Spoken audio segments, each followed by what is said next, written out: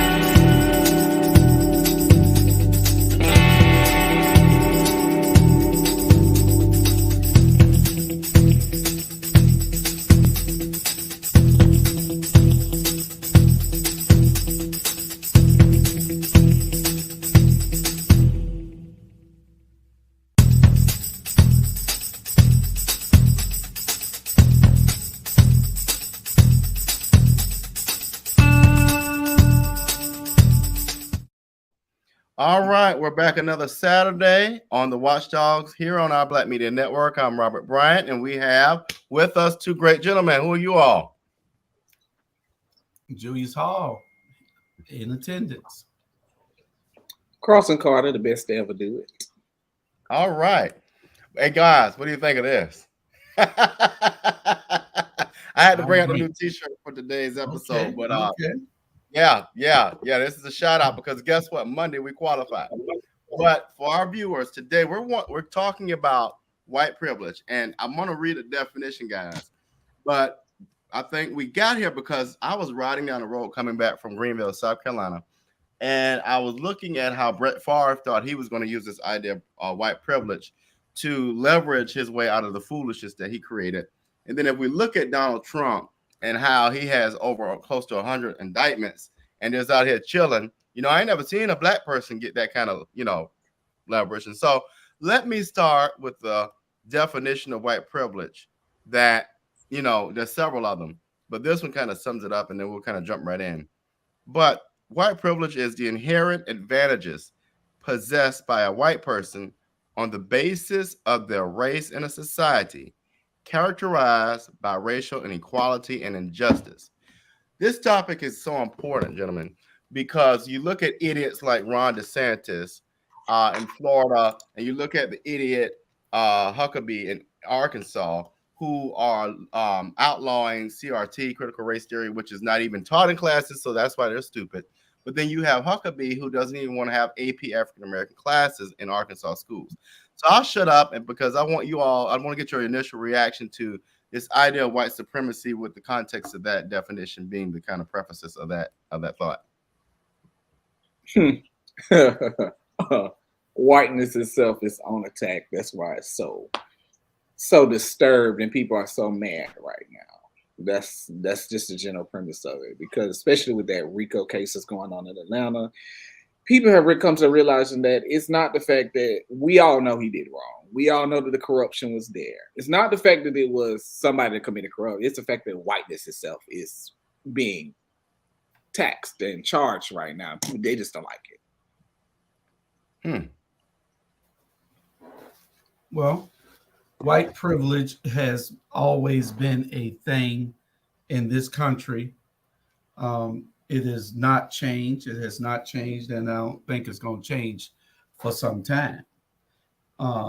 What we have to do is to put ourselves in positions to not even think that it affects us, even though it does behind closed doors most times. We have to be able to be united where nothing affects us. We need to have our own banks, our own schools, our own everything, where we would not have to think about what white privilege means in this country. Sooner or later, everything dies out. It might take another 50 to 100 years, and we won't be here. At least I hope I'm here another 50. We won't, yeah, we won't be here, but it might be beneficial to our great grandkids. But with this country and the way that things are changing, it should. I would hope that it's for the better. You know, it's used when it's convenient for those people who want to take advantage of it. And a lot of some people take advantage of it every day. So we have to just, like I say, we have to put ourselves in positions where it doesn't affect us.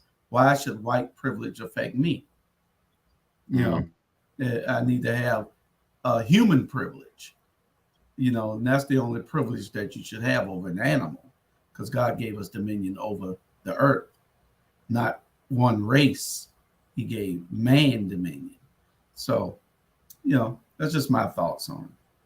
Well, you said an interesting thing is why does it affect us, or how does white privilege affect us? Now, you know, one of the things that I think you all know this, but for the viewers, I've worked in this DEI, diversity, equity, inclusion space for years now, and it shows up every day. It shows up because there are advantages. White privilege just says that you have an advantage because of your skin color. So we'll look at it in the banking industry or the lending industry for homes. We know that disproportionately blacks are counted out of getting loans or things like that for homes or businesses when compared against white communities, right? And so it shows up like that. It shows up when you go into a store and you have no intentions of stealing, but you're followed around the store. But you know, white folks don't know.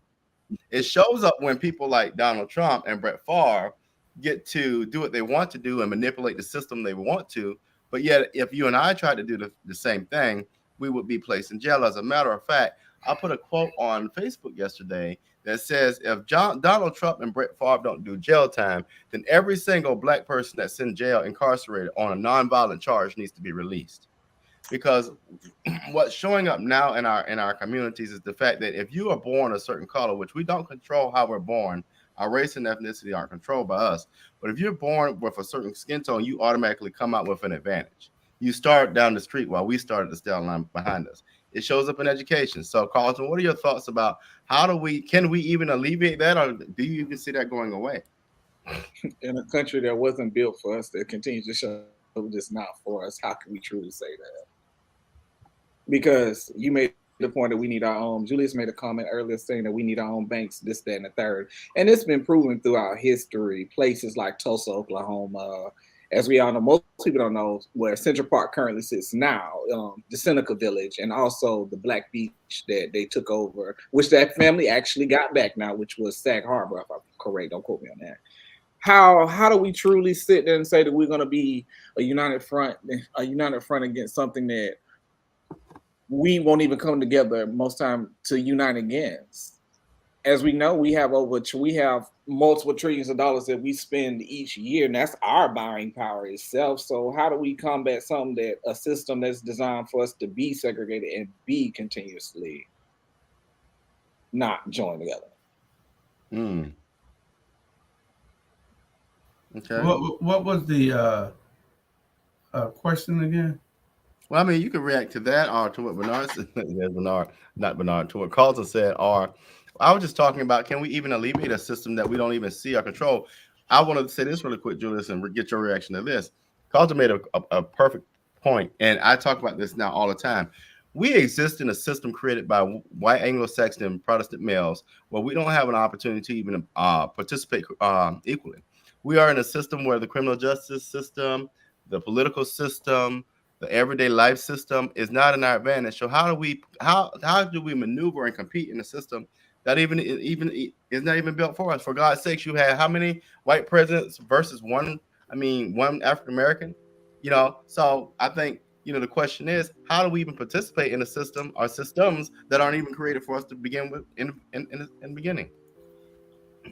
Well, I mean, we have to. You compete by being united. A divided people can't beat anybody. The only way that you're going to be able to compete doing anything is with unity. If take a football game for instance last night. BC team united. They beat them 48-0. Beat the brakes off them. Jenkins team, the guys playing on their own. Everybody doing what they want to do. How you gonna beat the United team? You're gonna continue to just run around in circles until you understand that you're not winning. You might be winning individually, but your team is not winning. Mm-hmm. You might get looks from the scouts because you perform, but how do you make the whole team perform better? How do you become the Michael Jordan of your people? So we don't know. So you say that, and then Bernard just remove the system out of our mind and focus on us. So let's look at the idea of segregation, right?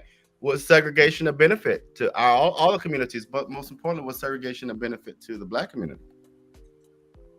I think, Robert, I asked you this question a while ago, and it's a question I always like to ask people to see where their mindset is asked. When we created, when the Supreme Court decided on the decision of Plessy versus Ferguson, which was the separate but equal clause, to say that schools can no longer be separate but equal, but they had to be equal. How do you really? The question is, do you feel like we as a people would have been farther along if we had stayed separate? Because when we were separated, we were coming up with all the inventions from the indoor toilet, the elevator, plumbing, indoor plumbing. Because I don't like to go out the door, and I think whoever invented that, indoor plumbing, all of these great inventions came out when we were separate but equal. So, do you really feel like separate but equal was really a thing that really was beneficial to us, or was it a problem? Bernard, what's your thoughts on that? Hey, how y'all doing? Y'all looking good? How you doing? Y'all know how I feel about it. When I'm a shirt. Oh, okay. All right. There you go. I got that from Rocking My Via, The Rock. All right, go ahead, bro. Y'all know how I feel when it comes to the system, and when it comes to back in the days. The only system that we need to be worrying about now, y'all, to be honest, is our Black system. You know what I'm saying? We need to come together as one. I'm tired of people always bringing up the system. The system is not the one tell you to pay your light bill. The system is not the one got these young kids, Black kids, not all of them, killing each other. The system ain't say put your gun in there and go rob somebody. The system ain't say go and rob the grocery store or take care of your family. The system ain't saying none of that. You know what I'm saying? The system is us. I'm tired of always saying, the system did this and the system did that. It is 2023, okay? And if you 35 years old and you ain't got your life together, it's a problem. It's a problem. Okay, then we got these young kids, and I said it on a few minutes ago. And I'm gonna be honest with y'all, like I always am. I tell my daughters, every last one of them, I got 6 of them. And you know what I tell them? Be independent and stay away from these little young guys, because they're gonna take you down a road you don't want to go down. Not all of them, young fella, some of them. And so with me, let's forget about the system in my head. Let's forget about that for now. Let's talk about what we're gonna do right now. Like you said, remember in November, what we gonna change right now, RG? What you gonna change? You running for District 5th? What you gonna change to get out of our head to say, let's leave the system alone and let's take care of ourselves?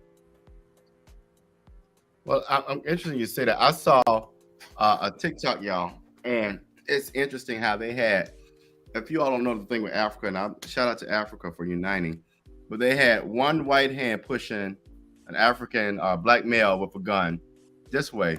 They had another white hand pushing the other African American male with a gun this way with one hand. The other hand of both were grabbing resources. That's what's going on, y'all. That's what's going on.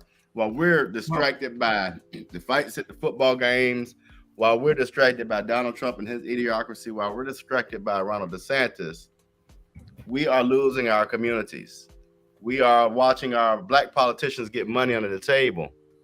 We are watching our elderly and our seniors have their property taken in Hilton Head, for example.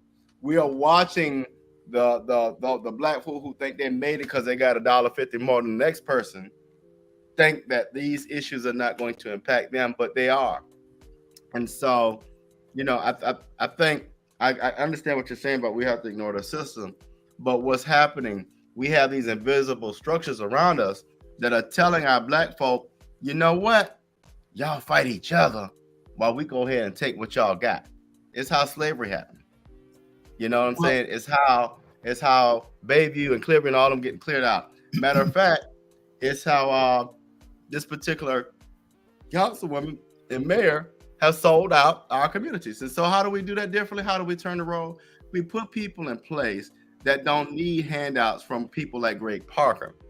We put people in place who understand the real issues. As a matter of fact, Bernard, I was walking the streets in Favre Park, and I met a young lady who told me, I called just to get some help and get some resources. And that lady told me, was so rude to me and hung up in my face. I was actually with a family the other day, and the young brother, a 19-year-old, y'all, told me, you know, such and such and such and such. So what it tells me is, when you're not putting your ear to the ground, you can't fix things. When you're not in tune with the community, you don't know what's going on. But I can tell you one thing, I'm in tune enough to know that if you're going to pay more property taxes, you're going to get more return on your investment. And that starts from having somebody who's going to be behind closed doors not selling you out, but advocating for you. So that's number one. You got to have people, and this starts even at the Senate level, like Warnock, and also you got to have people who are going to advocate behind closed doors the right way. And not put their pocket. You're getting like Charlie Brown. You almost stopped and then you kept going. You almost stopped and you kept going. Charlie Brown's a good man. You're not gonna talk about Charlie Brown now. But listen, we keep complaining. We know what the issues are. There you go. But after we complain, we know what the issues are. Mm-hmm. What the hell are the solutions? Mm-hmm. Mm-hmm. We give solutions on this platform. Mm-hmm. But how many people are willing to make those sacrifices? Mm-hmm. That's the point. That's the problem with our community. Mm-hmm. They look at us and they say, well, they know what we're doing to them.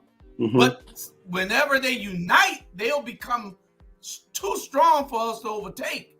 That's why so many things pushing at us from every angle, attacking. Mm-hmm. Because they know it's in our DNA to survive. Mm-hmm. But until we do become unified, we will always be conquered. And that's what they're doing to us. And we complain all day. And I'm tired of damn complaining. Mm-hmm. Mm-hmm. Let's get together like Bernard said. Bernard is exactly right. We know what we got to do. Let's do it. Mm-hmm. The problem is sacrifice. We But ain't don't nobody want gonna to sacrifice. That's the sacrifice problem. nothing at all. We don't want to sacrifice. That's it right there. And let me tell you this here. Let me tell you what we're gonna do. You said the right thing, George. A solution. Let me tell you what the solution is. Okay, January the 5th, 2024, our black media gonna rent out the Mercer Theater and used to be Savannah Civic Center, and we're gonna call for all black people to come down here, and everybody gonna have a solution on what we gonna do. We're gonna start it right there. January the 5th, 2024. And we're gonna come up with some solution. Who gonna be there? You be there. Who ain't gonna be there? Shut up. That's correct. Carlton, what's your response to that? That is a great idea, and it's I'm something that we can work on to try to make happen, because it starts with us. It starts with us trusting each other, Carlton. Because if we don't trust each other to say, Carlton got $3,000 here, Robert got $3,000, Bernard got $3,000, and Julius got $3,000. We got $12,000 here. Let's see what we can do with our $12,000 as a group of trusting brothers here, that we're going to say we're going to build something that's going to be profitable and create generational wealth. Also, we bring in 4 more guys with $12,000 more. I was just telling somebody, me and Jamal was talking about it the other day. Why can't we get $250,000 out of a group, put it in the bank, tell the bank to lend us $2 million. We buy a tract of land, build 10 houses, make all of them Airbnbs. I mean, it's possible. Port Wentworth, Bloomingdale, Pula, it's land to buy to put these developments out there. I mean, it's going to cost a little bit more than $2 million, but I'm just saying that is the premise of what I'm saying. Why can't we? You know why? Because they instilled in us that we can't trust each other. Oh shit, Carlton will run off with the money. What you got him as? The CFO? Oh no. And then Robert, what Robert gonna do? Him and Bernard, they like to party all the time. They're gonna be over in Jamaica. That's the thought that we're thinking, instead of saying it's changed now, Carlton. It's changed, Bernard. Yeah. Because now we can say we have an attorney in place. We got people watching the CFO, making sure that money there. I check my bank account every day, whether I got something in it or not. Yeah. You know what I'm saying? Somebody might put something in it. God might bless me. So we got to be to think business minded. Those days of the past are gone. Yeah. When somebody ran away with all the money. Now you got somebody watching the money. Not just one person, 3, 4, 5 people watching the money. You got people in place with all the skill sets to get all these things done. You gonna borrow $2 million. Now have that guy that build houses, have him in our group. Now he can build the houses. Have that plumber there, that electrician there, all of them in this group. They get paid out of this money to put back into the system that we've created. I talk too much. Y'all go ahead. No, you good. You good. Go ahead, little Carlton. It was the one reason why I always said why I started my organization, because it wasn't a point where I wanted to start at around my age group or older. I wanted to start at like the middle school level, when the mindset really, to me, that's when the mindset truly begins to develop. Because when you start at that age and you work with them as they grow up, you can help them develop the skill sets and the mindsets to want to build and be a better community, versus having them out there learning from.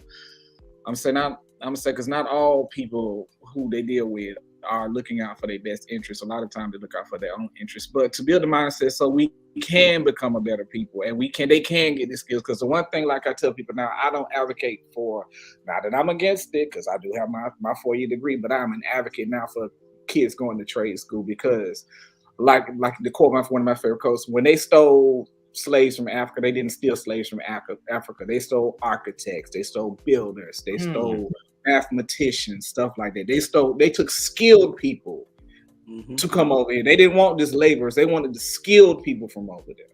So to get back to that point where we are our own community, I'm all for it. It just requires to start somewhere. You just got to pick a point and start and stick to it. Yeah. Yeah, it's interesting And you say that, Carlton, because now if you all look at Africa, people mad with Putin and Russia, but Putin basically pulled them to the table and said, I want y'all to see how resourceful you are on your own. And so now France is mad at Africa. I'm gonna tell you right now, the United States is about to be close to, if not a third world country. We're not about to leverage the things we used to leverage because we were leveraging things off the backs of people like countries in Africa. And so I'm just so proud of the new USA, the United States of Africa, but standing up and realizing who they are. Can we do it here, though? Yeah, and I agree with you, Carlton. You're right. Trade school, and I'm gonna ask you a question. Most ladies, young ladies that I know, for as my daughter and the rest of them, they went to college, but they came back and went to trade school. And with the trade school, they opening up their own company, and their own, and their own buildings because of trade school. So, do you know? I mean, what about the young black men, as far as going that route too? I'm gonna say like this. Me personally, I did the exact same thing. I got my bachelor's degree first, then I went back to trade school. But the one thing that I wish I had learned years ago was that to go to trade school first and then go to college. Mm-hmm. For the simple reason, all the funding that I got while I was going to get my bachelor's degree, once I got my bachelor's degree, it got cut off. Mm-hmm. They had the issue with giving me the public funding to go back to get my trade once I got the bachelor's degree. And I was like, had I known that, I would have did it the opposite way around. Because they would have gave me money continue to get all these trades. And then I could have went and got a bachelor's degree and messed that up. Yeah. And I always tell people, just young people, and I ain't trying to take over, but I'm gonna say young people, go and get your LLC. Yes. When you open up a company, you gonna get a business license, you're gonna get the funds, you can buy you a truck, house, or whatever company and put it on your LLC.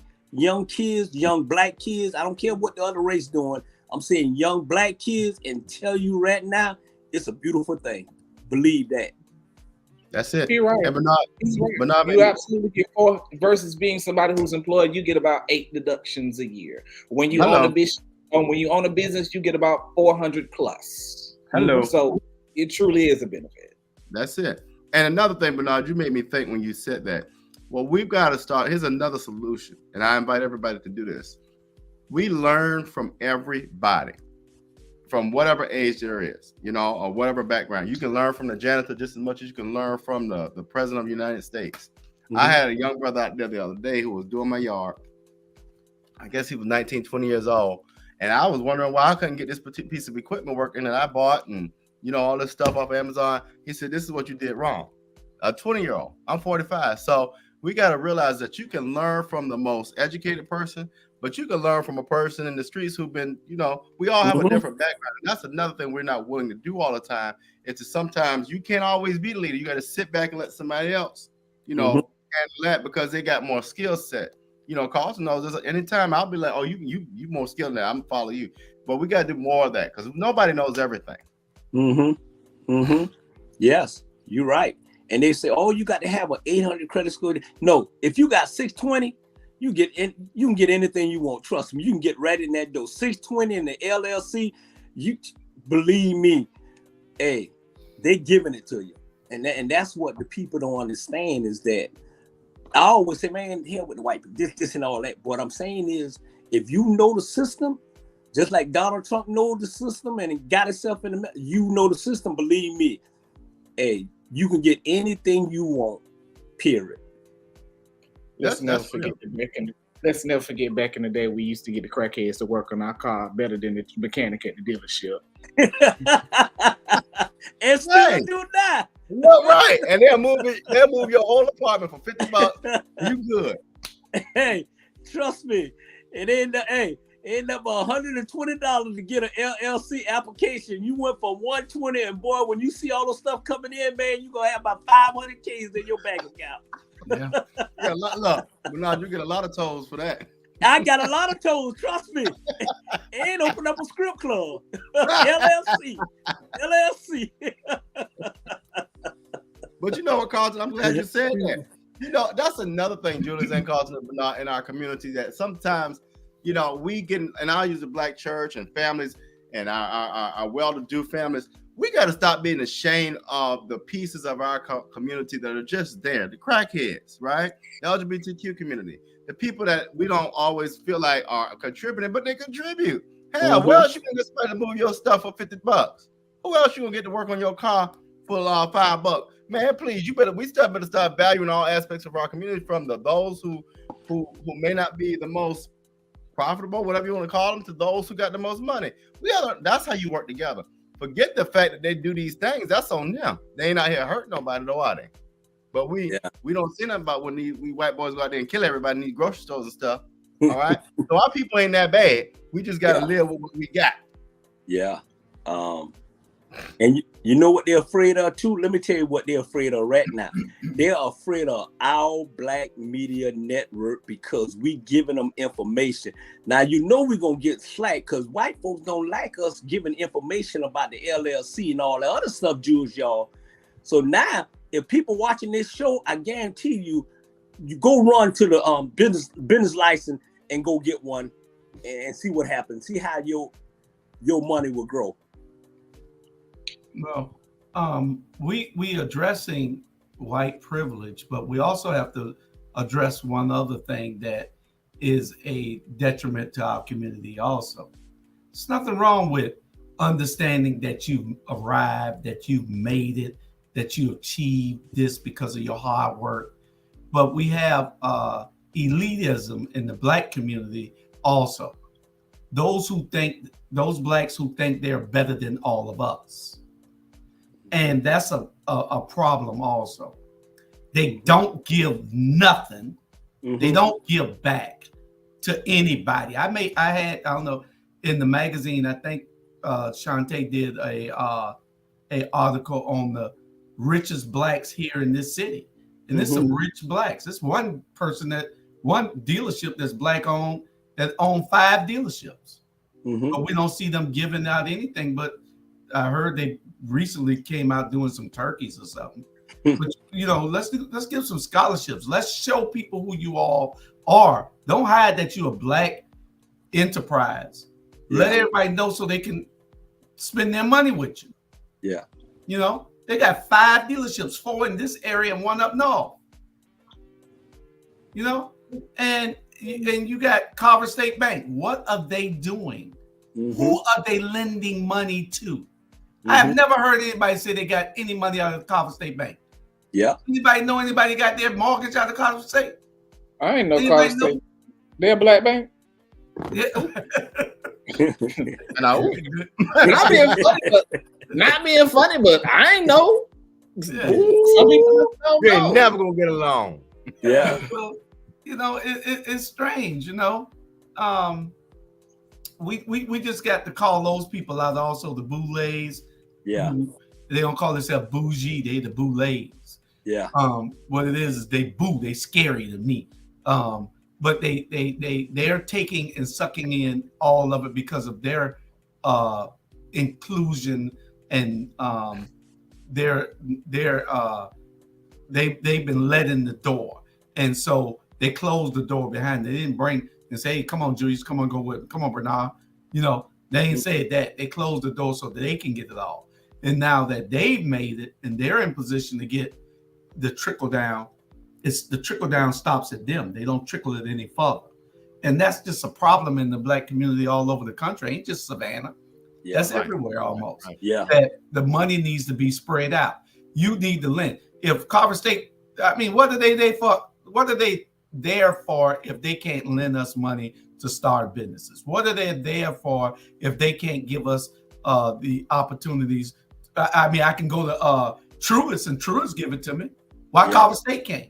I can go to Wells Fargo. I got 4 accounts at Wells Fargo. I got 5 or 6 at Truist. Oh no, I didn't know that. Yeah. You know, why can't they give it to me? Yeah. You know, why can't they give me the same money that, why can't Carver State give me the same money that these banks are giving me? They taking the change. They're looking at my credit rating. They're looking and saying, okay, you got this. You got this. You know, we'll give you this. Carver State, you can't even online bank with them, I don't think. You know, what are you here for? I'm Yeah. not That's even just exactly like you just said. They got let in the door, and since they got let in the door, they feel like, oh, if I let too many people in the door, they're gonna kick me out the door. Because I genuinely, now that you made that comment about the black-owned dealership, I know exactly who you're talking with. And I had an occurrence with them maybe like a couple of weeks ago where I wasn't in an accident, but somebody I know was in an accident with one of their vehicles. And when the police came, he felt a very sense of entitlement of the fact that people were ignoring him, considering the fact that you were the cause of the accident. And he had a whole issue with people were ignoring him and wasn't treating him like he was. So it's just the fact of once they get to a certain point, they feel like they're better than everybody else. And I got let in the door. I work hard to get in the door. They stay where they at, not gonna lie. Mhm. So they just don't want to let go of the little bit of piece of what they think they got go, which it ain't much to be honest.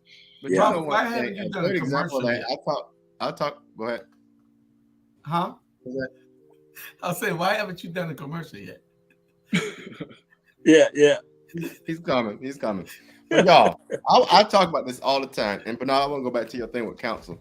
The one thing I talk about a lot, and I need to talk more about is, we look at Charleston and we look at Atlanta. Okay, Charleston has been totally gentrified. No black folk live in the middle part of the city. Has been pushed out. Atlanta, Maynard Jackson and Andrew Young created prosperity for the black community. And that's not to say other communities don't eat, but they've been eating. We ain't been eating at all. Mhm. And so if you look at what Maynard and Andrew did, that council under their leadership created black millionaires. And what that did was position our communities to be able to leverage everything without going outside of our culture. That's what we're going to build here.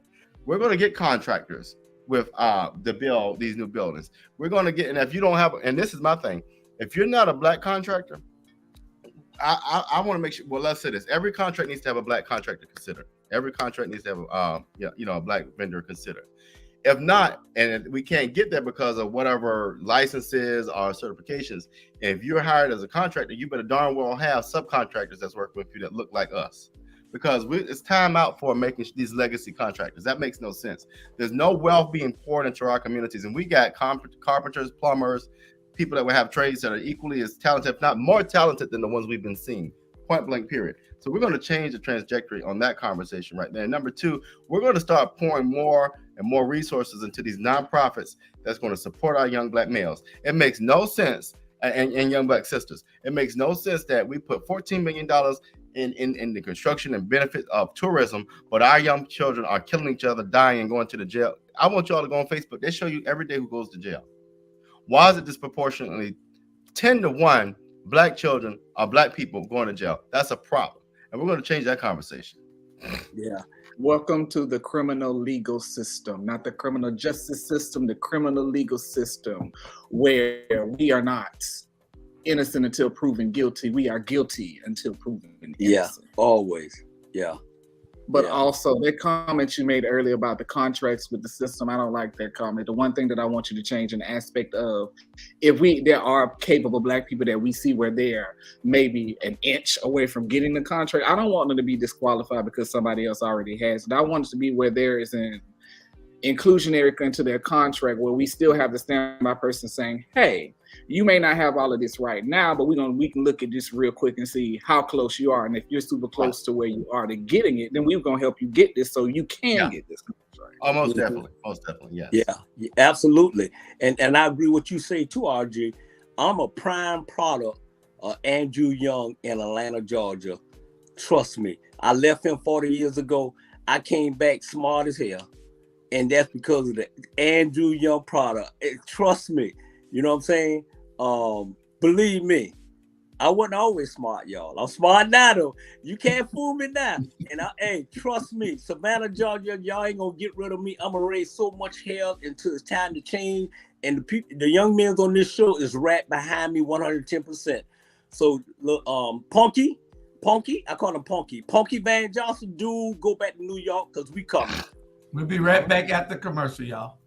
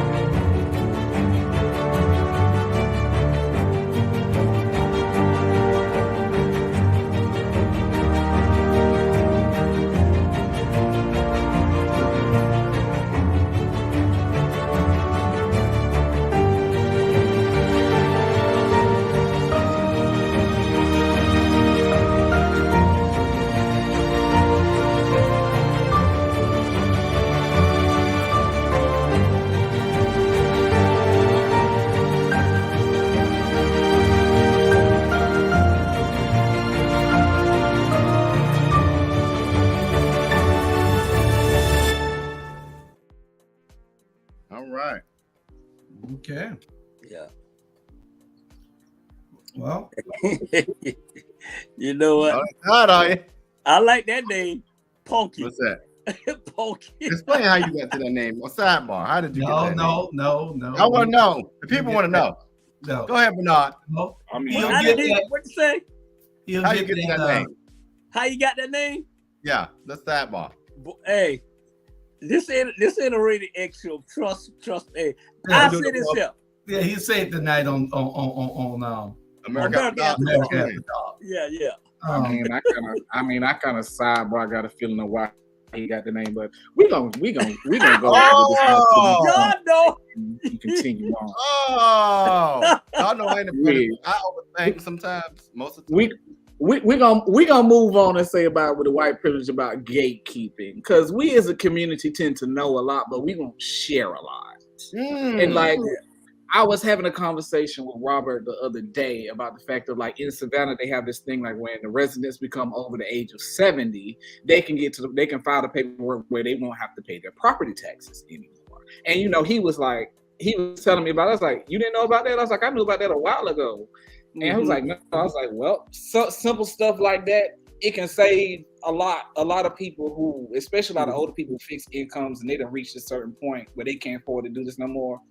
Imagine the relief that somebody who's 70 years old, fixed income, and they don't want to work anymore, but they have the money to just sit at home, the house paid for, cars paid for, stuff like that, and it's probably takes to kill them. But that's a great instance of something that a lot of people should know about that they really don't. Yeah. And you know what?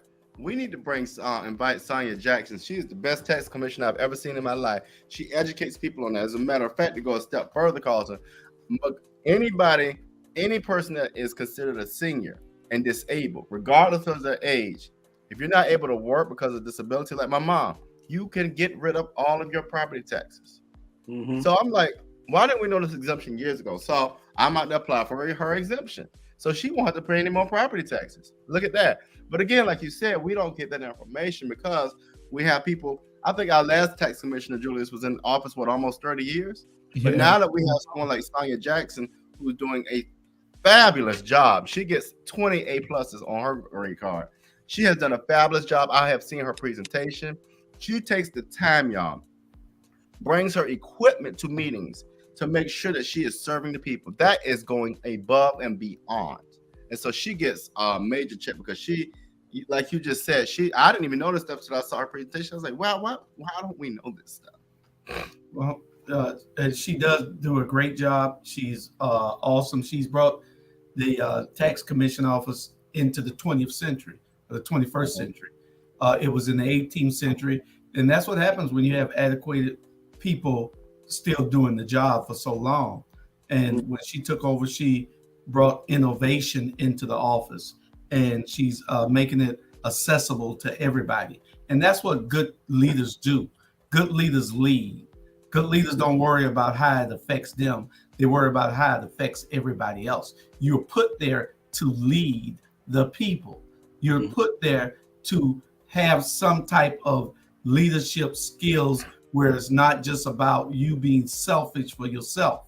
And a lot of people, when they get in office, they think it's all about me, when it's supposed to be about we, all of us. And so that's what we need to hold these. We need to hold all these elected officials accountable. That's just all that it is. Yeah, you're right. And I want to say, man, thank you with me and Jules here. Y'all see our jackets? Man, it look, man, that's a Wolverine for you, boy. Look at us, man. Y'all went shopping together.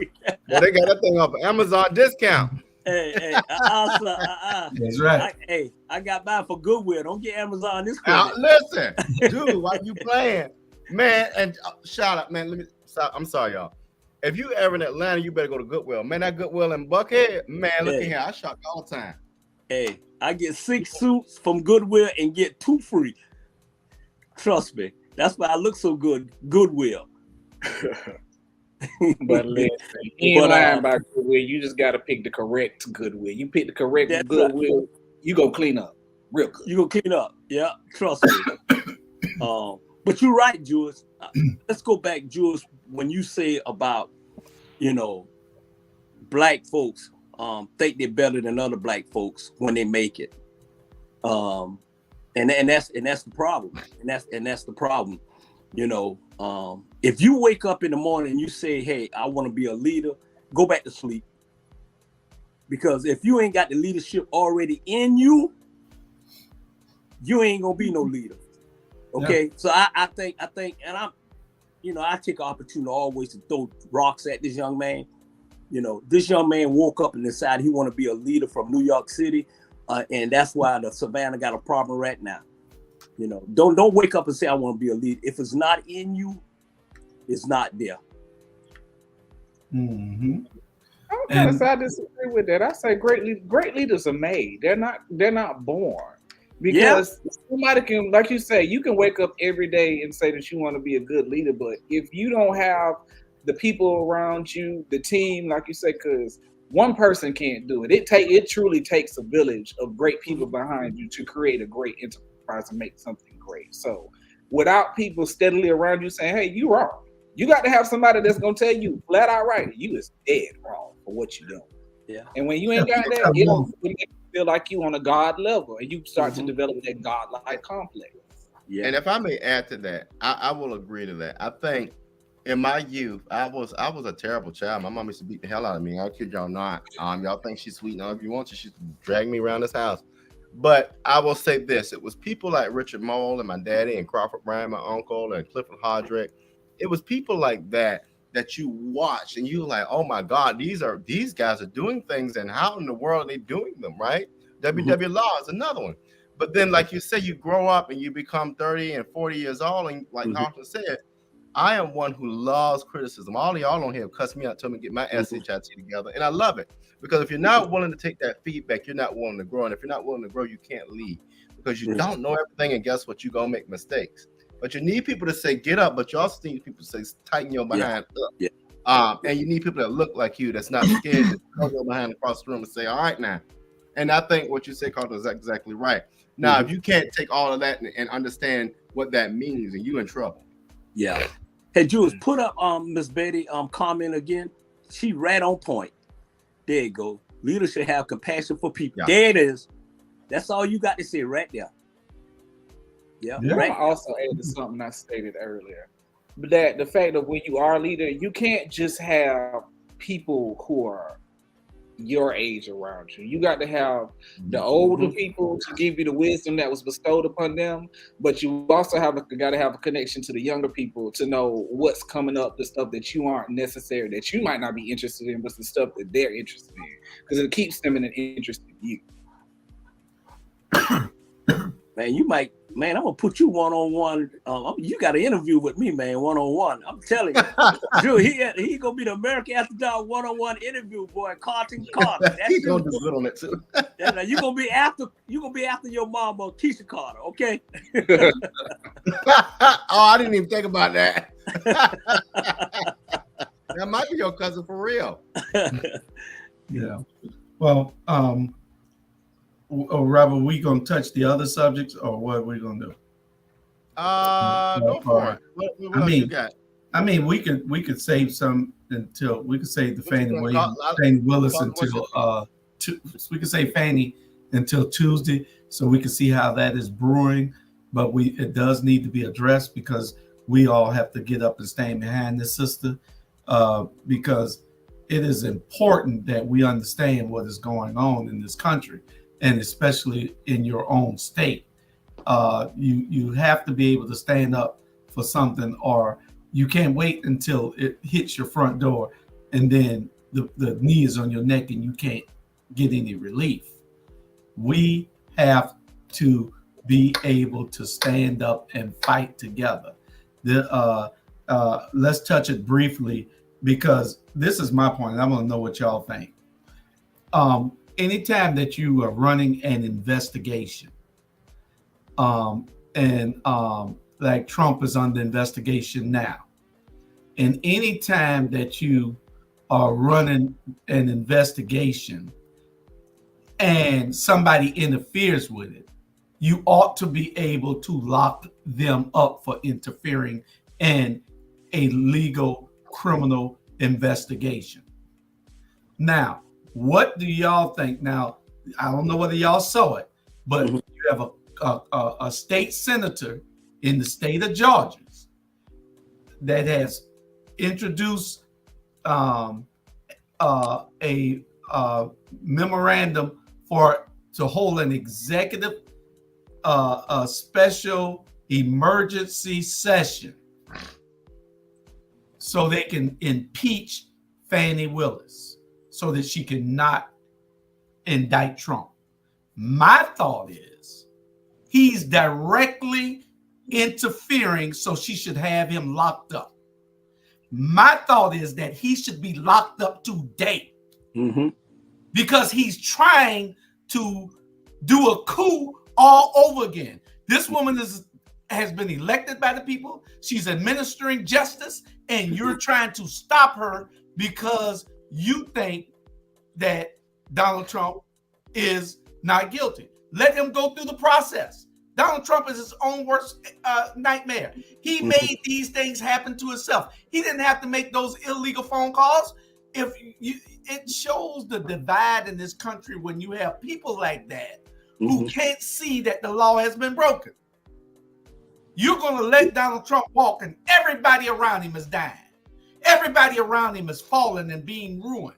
Their lives are no more good because of Donald Trump. And then you want to give him a pass. My thing is to each one of y'all, what do you think she should do? I would immediately arrest anybody that is even bringing this up.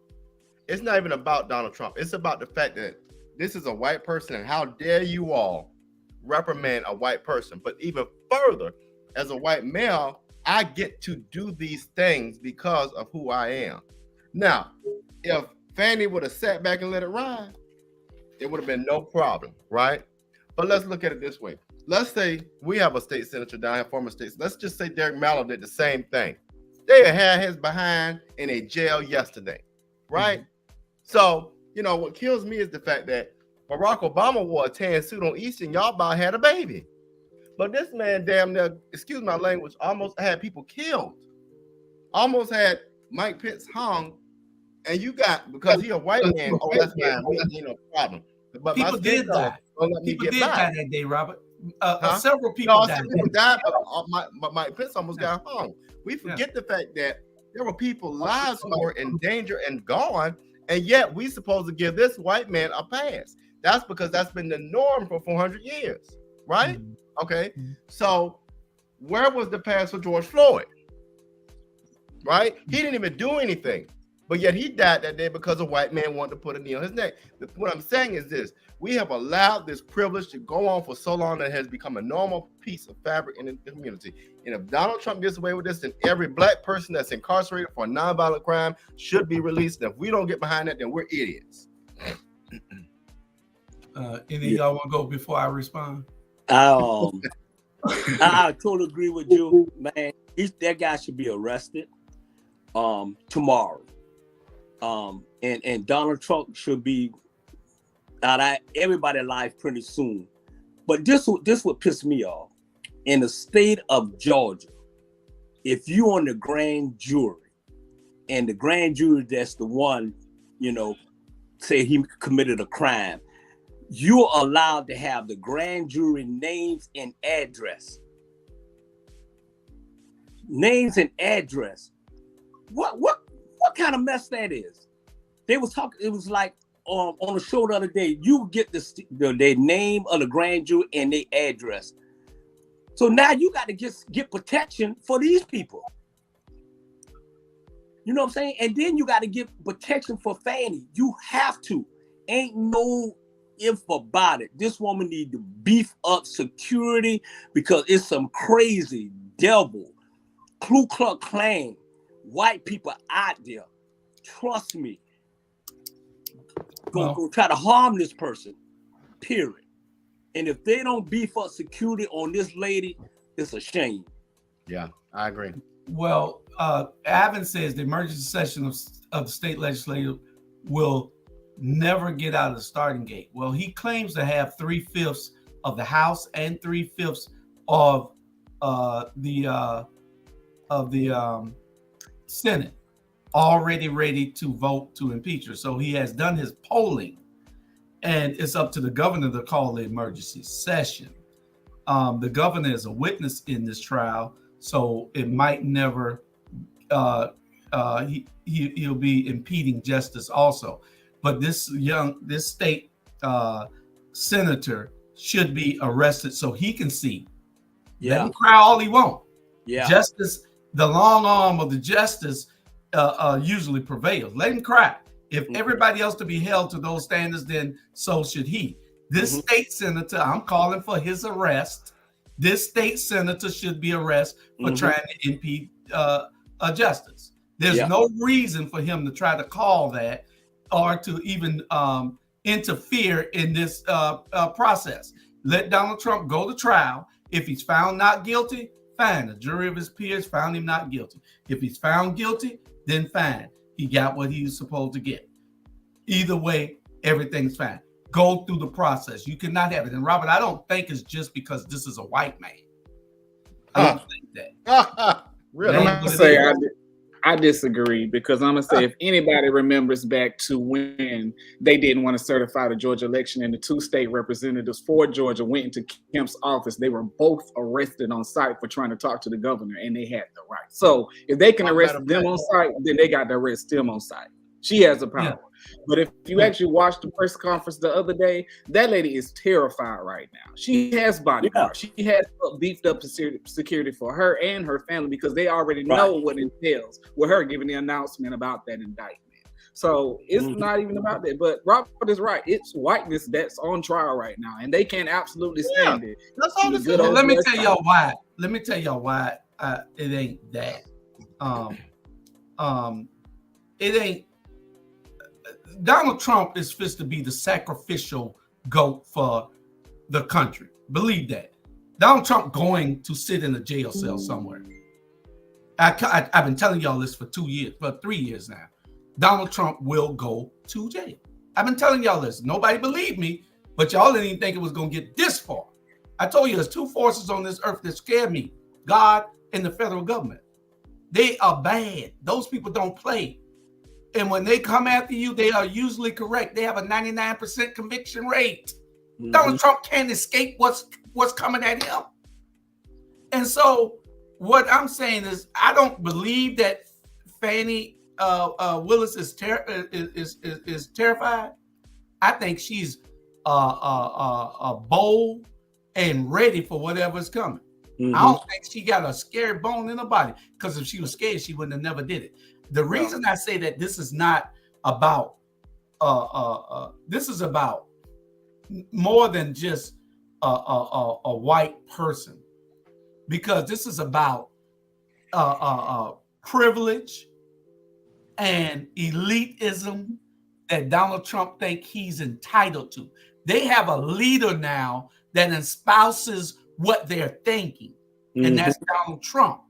So that's more of what it is. If this was Tim Scott doing the same thing that Donald Trump is doing, they would be behind Tim Scott. I doubt it. Yes, they would. Yes, they would. Look at Florida.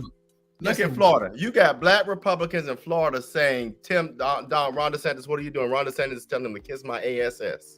That's what black Republicans told him? It's an article. I got to find an article. I'll send y'all. There are black Republicans are saying, hey, even Tim Scott said, hey, Ron, you're going too far. Ron said, y'all kiss my, you know what? I have not seen any black Republicans tell Ron DeSantis anything. Yeah. But at the end of the day, hey, look at Tim Scott moving up. Tim Scott done raised $24 million, second behind Donald Trump. Even though, you know, that part is just all messed up anyway. But he raised $24 million already. Yeah. I don't think they're gonna go that way, but he's second to none to that other fool. Yeah, it's class. This is class. Yeah, all Tim Scott can hold, y'all. This ain't just about race. This is about class. All Donald Trump will ever be is a secretary. Period.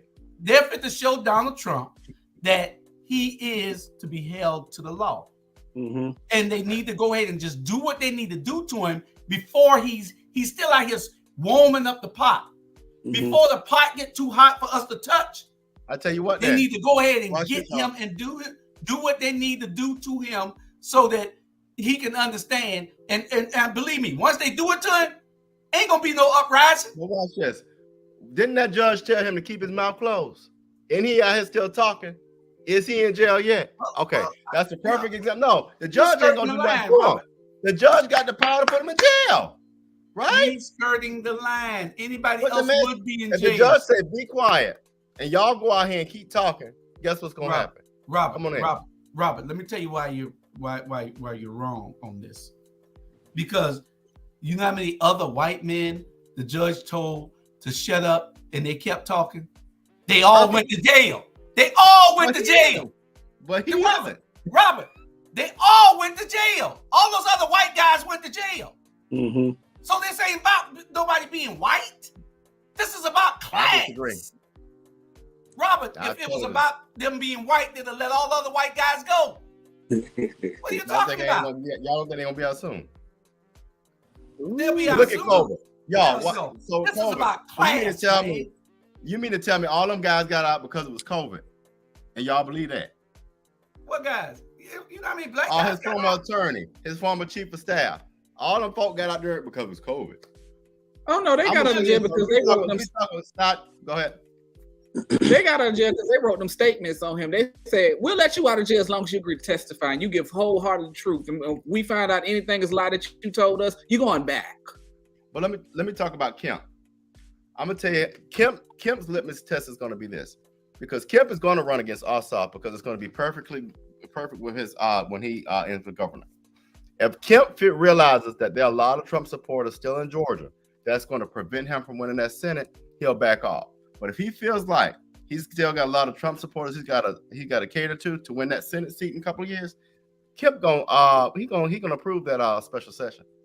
It depends on that Senate race. Kemp will not do it because he don't want to go down as doing such a terrible job of interfering with something like this. Like he said, with 100 something indictments, it's not just here. That's statewide. It don't matter what they do. It's too many places that he's being held accountable for him to interfere and say that he wants to go to a higher Senate seat and think people are going to take him serious. Right. I hear you. But he's the mastermind of changing the conversation. No, it won't be about that. It'll be about making sure we get Fannie Lewis. How do you think he beat Stacey Abrams? It wasn't because she was just terrible. Stacey Abrams was a terrible candidate because she was. But I agree. Wasn't fit for the position. But if it depends on Kemp being in that Senate seat, he will do it. RG, let me tell you this, RG. First of all, you giving Kemp too much credit. At the end of the day, Kemp, listen, RG. Can you let us talk, RG? I think you're wrong already. RG, can you get outside and go run and knock on some doors? I already did it. Next. Go run and knock on some doors, RG. Hey, Kemp, trust me. Kemp gonna do exactly what he doing right now. He quiet. He ain't saying anything. He don't want no heat coming back on him. And you talking about that's one of the reasons why listen, that lady did a terrible job. She got too big for herself. She wanted to be more Hollywood than anything. That's why she lost, period. Exactly. Period. No pun intended. No, right. So Kemp not interfering in none of this. Trust me. Like you would say, when the Fed come knocking on your door, they already got you. So ain't no sense you lying. But you say ain't no talking. Ain't no talking.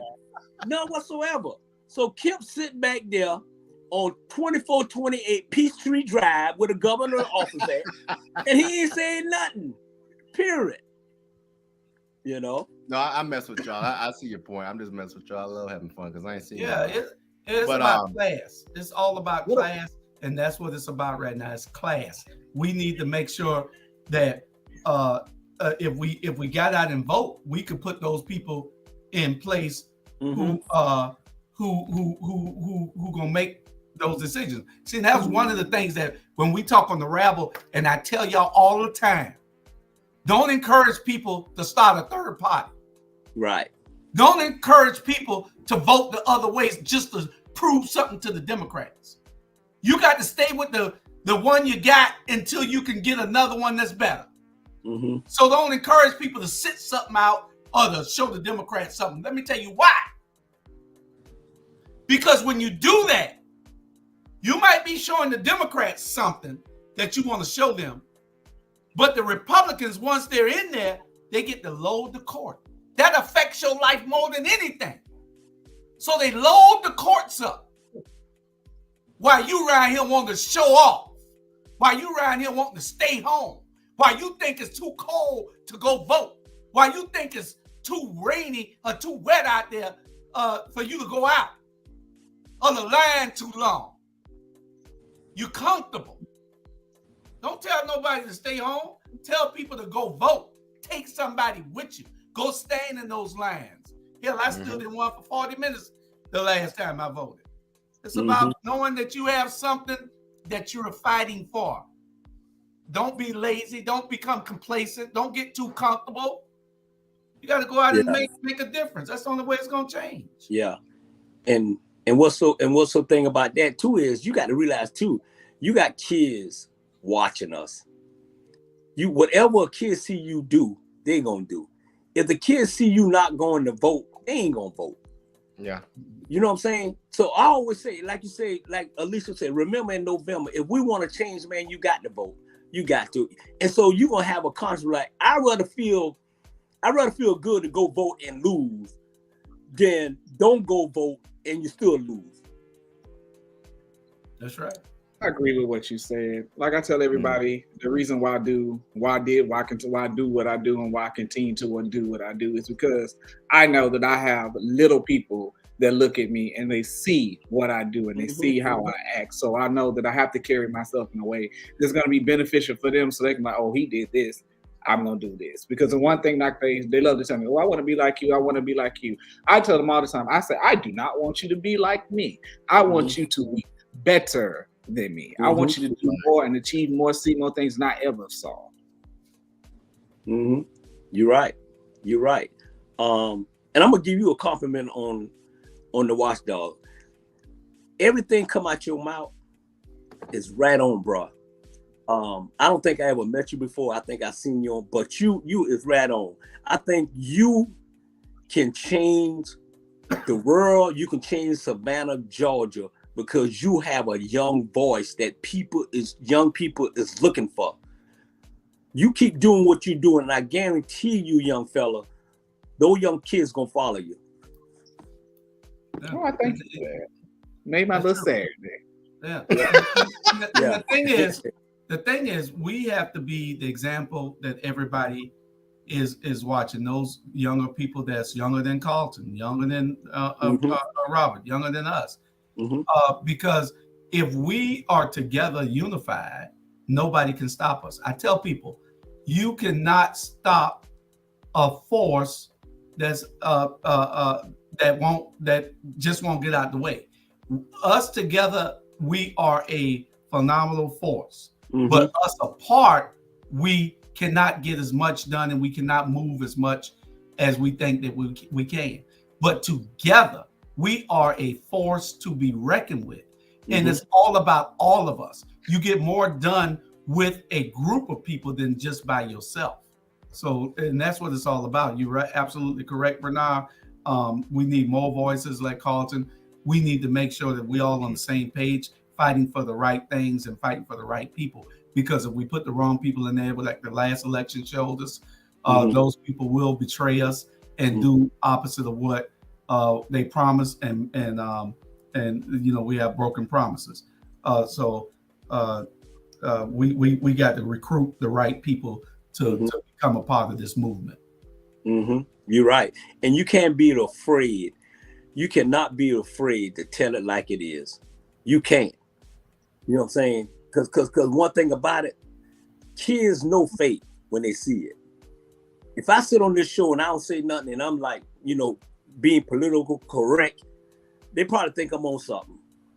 You know what I'm saying? Because you crazy. You got to keep it real, man. I'm telling you, man. And if you don't, man, you gonna find yourself in a lot of trouble. If you don't like Pookie, you don't like Pookie. Tell it like this. You gotta think about it. If you don't like Pookie, I agree with you. I agree with you 100%. But now, what irritates me with our community is the whisper and the chatter.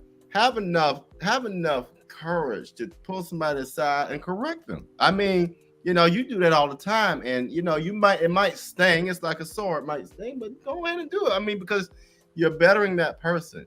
And everybody needs to be poured into, but we got to take the time to do more of that. And like you said, with folk being fake, you ain't helping nobody. You ain't helping nobody. Yeah. Go ahead, Sid. Just right in your face. Go ahead. Now let me say you something, y'all. I was talking to the young lady, right? And I know she don't mind if I put it out. So I'm talking to the young lady, right?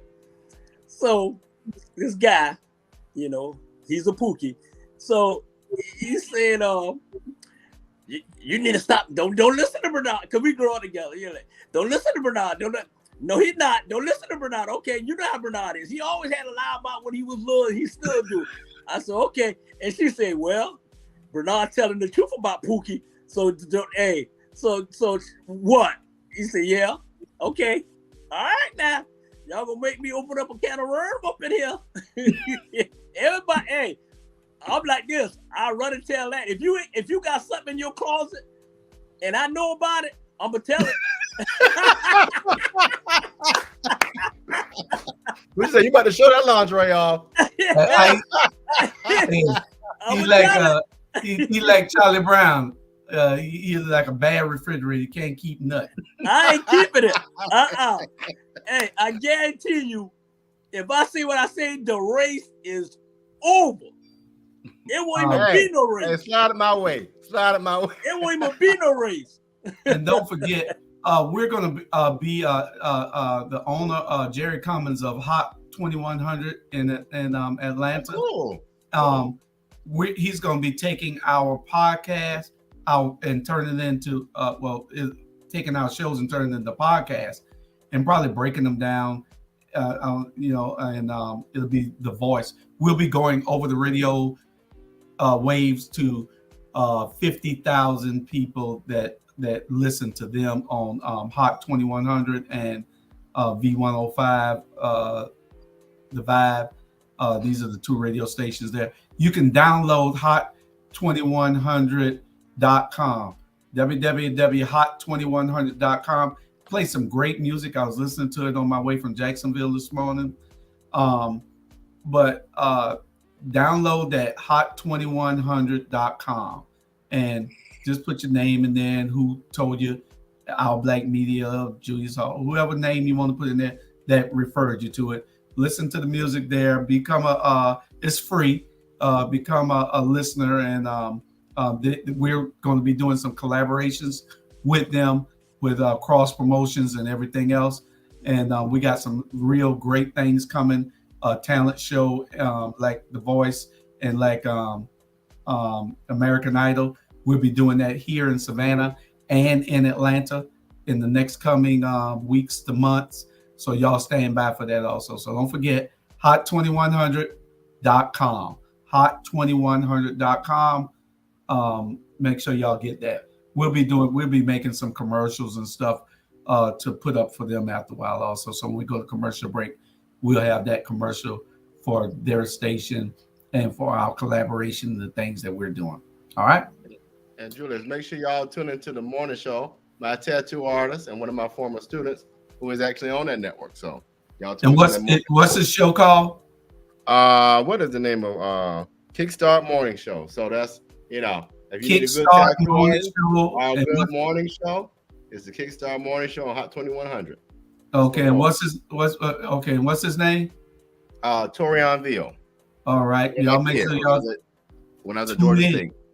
Tune in, y'all. Make sure y'all tune in, and we got some great things coming down the pipe. Jerry is a little bit like what we're doing. He isn't concerned about money because he knows that will come if he's successful. So it's about all of us being on the same page and coming together to get things done. Amen. Our voice can reach a whole lot more people. You're not always appreciated in your community, in your home. You're not always appreciated. But when you step outside that, this man invited us to Atlanta and interviewed us on both stations. Me and Dr. Torre, we went there, and we are going back in a couple of in about a week or so. And Bernard, I need to take you up there. You be there with me. Right, Labor Day weekend. Yeah, we're gonna go. We're gonna go tour the station and everything. Robert already saw it. We're gonna go tour and see how we can do a further collaboration and get our message out, because what he's doing is he loves what we're doing. We love what he's doing. So we just need to cross promote and network. Yeah. You're right, man. Sometimes I was talking to Jules, I don't mean to put our business out, but I was talking to him and I told Jules, I was like, man, I said, I'm burned out, man. I said, I want to go back and go sit on my deck and smoke my cigars and forget about this. I said, man, I just feel like coaching. And Jules said, you know what? He said, you got to keep going. You know what I'm saying? You can't get burned out. It's a vision that we have, and we have to keep doing it. You see, even though it looked like, you get tired, but you keep going. And that's the only reason why I'm cutting it, because he told me that. It's like, hey, you need somebody to refocus you and say, you know what, you're absolutely right. Because I'm a selfish person, man. I'm selfish because I want to do what I want to do.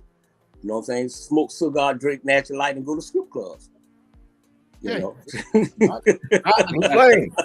You had me to use that. If I may add to that, people, and I want to say this because people don't hear this enough. That's why Alicia and Bernetta and Keisha perform the way they do. When I mean perform is, y'all think everything's supposed to be nicely wrapped, right? Mm-hmm. Inside of the gift, it's pretty. But the wrapping don't always be nice. Mm-hmm. And those ladies, when you have seen and been, and I've been behind the scenes with them, and I've been in meetings with them where you see the foolishness, you would be angry too. Mm-hmm. You know what I'm saying? You would be furious if you knew really what was going on behind the curtain. But what makes you even more angry is when you know that it's people that look like you that's aiding and abetting in the foolishness. And it's people like our black seniors and our black young people are being hurt and taken out of the conversation. It's things like our black neighborhoods that are about to be sold to developers because warehouses need to be built. And when you realize that, and people like WTLC and all them pulling the wool over your eyes and y'all believe in it, but yet y'all will let Purdy call Keisha a ghetto black bitch and you okay with it, you get angry. So I get what you're saying, Bernard. Mm-hmm. You get tired of that, and you get tired of trying to convince people that this is really the truth, but they want to tell you, maybe it's not. No, it's true. Yeah. Let me say it like this. As far as like WTOC, the first place I go in the morning when I wake up to get my news is Facebook. Because if it's something local happening and they want the WTS reported, them Facebook reporters can tell you. But secondly, beyond that, to get my world news, I be going to TikTok, because TikTok be telling me stuff that our local media and CNN, MSNBC, what's the other one? The Fox News people, we don't like them, but the Fox News people out there, they would never discuss on the news and air it out. And I'd be like, I didn't even know nothing about this. Then you go to try and reference it on them, you'll never see it. Mm-hmm. Yeah. What's that article that they had up? I can't remember what it said. Van something, and then we don't need the drama or something we shared on Facebook. Yeah, and I want to say this here. I'd rather have somebody with drama and go get and that right there. Yes, I'd rather have somebody with the drama bringing the truth. You think these, like you say, RG, you think these ladies running around and want to start drama? No, they in the inside. And they bring it on the outside to us. And that's why they want those three ladies to hush. That's why they want to remove those three ladies, because the wood is coming up. And at the end of the day, I'm going to say it, and who don't like it, I don't care. The brown paper bag that they giving out, not the brown paper bag we used to take, peanut butter and jelly sandwich. Is the brown paper bag they're getting is all green butter, and all of them got numbers on it. Remember that in November, y'all. Remember that. Yes, sir. That's right. I mean, and it irks me with our communities, especially, and I'm gonna be real, especially the one I live in, is that you got those who think they're high and mighty because you got 1 or 2 or 3 degrees that you one step removed from those in another black community. No, you're in the same boat, baby. And right around the corner, they are taking them people's land. And I swear to God, y'all, I was in a community meeting for this neighborhood, and I was talking about Buckhalter Road. But if you go look on WSAV and the morning news, or if you Google Buckhalter Road, you'll see what's happening. But you know what I had somebody say in my community meeting? Is that really going on? Well, it's right around the corner from me. And then catch this, and somebody gonna get mad, and I don't care. Somebody actually said they go to the meetings for the fairgrounds to see how it's gonna impact Tatumville and Fowler Park, because I know it ain't gonna happen. Not gonna happen over here. What y'all think? Liberty City, the 5th district by itself? I'm just saying. It got to be said, because we gotta. That's when we don't stick together. And if it doesn't just impact, if it only impacts Tatumville and Fowler Park, it impacts all of us. That's what we were talking about today, that disconnection. If it's just going to impact Can Park and Bingville, it impacts all of us, because they are our people too. Yeah, you're right. I don't know who said it earlier, but the point is made. It's like stuff like what we're doing here today, our Black Media Network, giving our people the information that they need and keeping them connected, because a lot of the times the information that they get is not always the whole truth. So they trying to, like you say, they trying to dissociate this area from that area. They keep confusion going on, because they be like, oh, we're not a part of that. Yes, you are. You just don't realize it, because you aren't informed. Like I used to tell people, I drive school bus. So the one aspect of what I have to pay attention to all the time is the Board of Education meetings. If I don't stay informed about what they're doing, I know it's something they're gonna say that's gonna affect me. They may not always feel like it, but I know that I go to the rest of them may not go. I'll go and they be like, oh, what happened? I say, you could have went just like I went, but I'm gonna tell you because I want you to stay informed, and I did go, and I'm gonna break it down in a way that you may not understand it, but I will tell you. I don't gatekeep. I try my hardest not to gatekeep information. And a lot of times that's why they always used to send me. And I hate it. And I hate the fact of it. But it's the fact that they'll be saying something that certain people may not understand, but I understand, and I break it down in a way for the people that I know don't understand. Mm-hmm. Awesome. That's right. what we need. That type of advocacy from all of us. One of the things that we don't have, and Bernard was a big advocate for it when he first moved back, was where are the Black men? Why have we always got these sisters up there and the Black men are hiding somewhere and not doing what they need to do and advocating like they need to advocate? So we just got to become a powerful force. We got to stop bickering and wanting to, I get in a lot of groups, I'm in a lot of meetings, and I watch. I don't like to talk too much unless I'm called on, because I say so much on all these platforms. I'm tired of talking, but I'm ready to see some action. When they call on me, I'm talking about what are we going to do? Let's get to solutions. I'm tired of just meeting to meet. Let's talk about solutions. Let's see if we can, I don't care if we put $5 together. Let's put it together. Our money is more powerful together than it is apart. So let's see what we can do. Our brains and our networking is more powerful together than it is apart. So that's why we have to be able to unify so that we can do more with our resources. Yeah. And one thing about it too, y'all, is that, let me explain something to y'all. Our Black media just don't be saying things. We do our research. Everything that's come out of here has already been researched and done deal. Two prime examples. When I first got here in November, and I probably started acting fool in December, two things that melted me down was Stillwood Tower in the elevator and speed bumps in the Black community. I raised so much hell. Stillwood Tower getting new elevators, and guess what they put in Cloverdale, y'all? They got speed bumps in Cloverdale. They just got done with it. And I know what's happening. Remember in November, that's the only reason why. When it get close to election time, the speed bump was so high in Cloverdale that I came through, it raised the truck. Boop. I was like, man. And what's so crazy is the two speed bumps that they put in Cloverdale was in the white neighborhood on 52nd Street, just like that.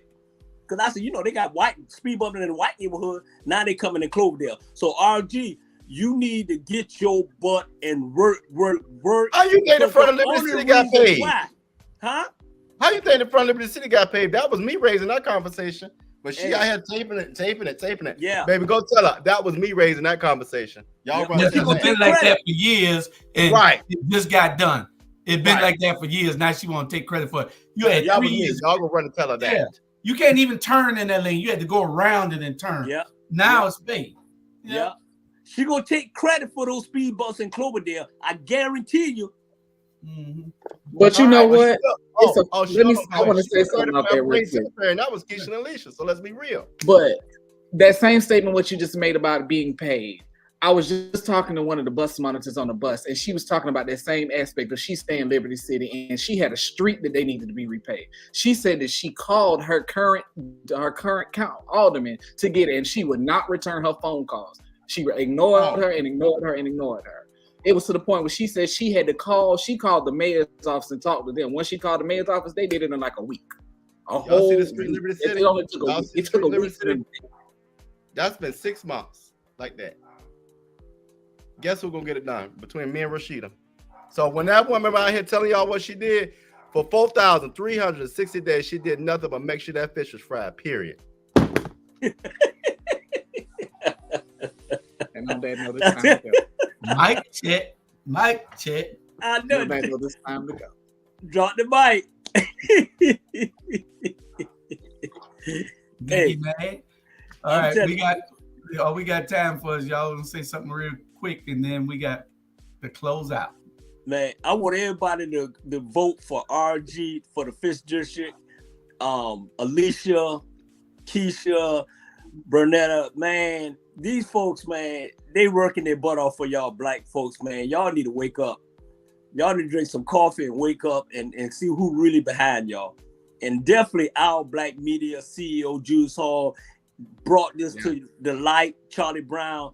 Trust me, man, y'all need to get behind us because we ain't going nowhere. And this young man, Mr. Carter, hey, your name Mr. Carter now. I told him he was evil. Hey, young fella, you keep doing what you're doing, man. You motivate me to keep on cussing. And I gotta say this about Manal. Manal, he was like, I don't know if I'm I said, get your behind on these shows. You got a lot to offer. Yeah, you do. Very articulate and well informed. Yeah. So we appreciate your input, Carlton, and we hope other people are watching that want to get involved. We know that we have some soldiers out there that watches every day. Ivan Cohen, he's part of this. He don't like to get on here on this too, but he's part of this. So let's all make it happen. What do you say, Bernard? I got one more thing. Carlton, everybody in America, I'm gonna offer you a job. You are the new co-host of America After Dark with Bernard Brown. And that's flat out. You are my co-host. Good job. Trust me. All right? You got that. So your job. Saturdays are now taken. That's it.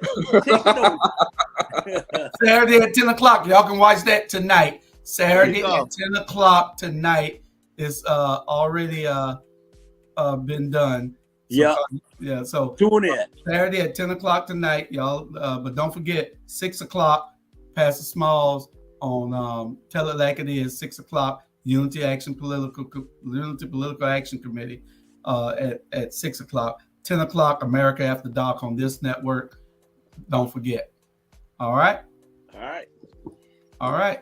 Everybody, all hearts and minds are clear? Yeah. Great show. Great show. Yeah. Love y'all. Good job, y'all. Thank you. Yeah. See y'all.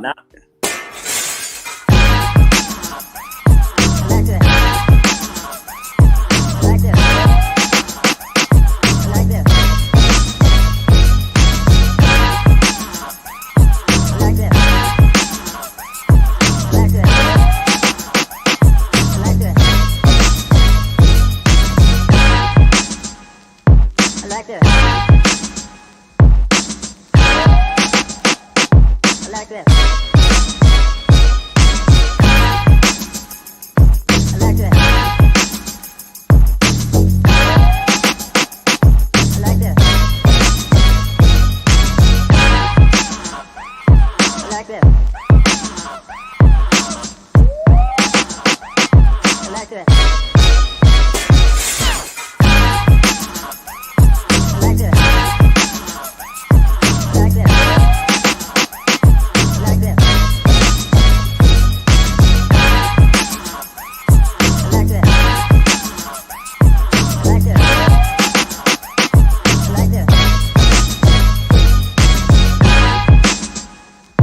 like this.